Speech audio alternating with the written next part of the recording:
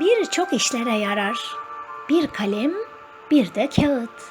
Halden anlamayana sen ol da yakma ağıt.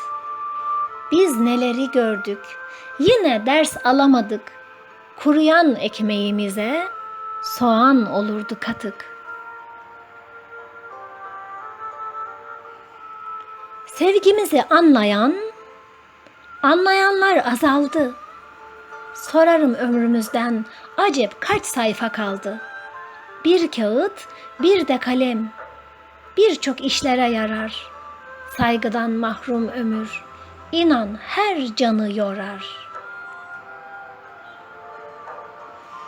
Güzellik arıyorsan sana en yakın haldir.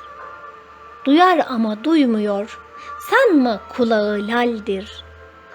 Birçok kitap üreten bir kalem, bir de kağıt.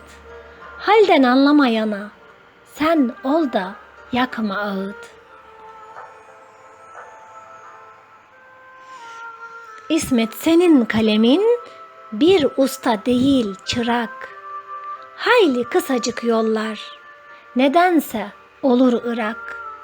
Bir kalem bir deryadır, değer vereni bulsa, dünya güzel olacak, dünya güzel olacak. Saygı ön safta olsa, saygı ön safta olsa.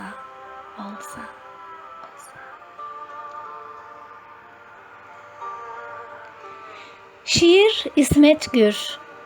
Yorumlayan Hatice Türkmen Yurtseven.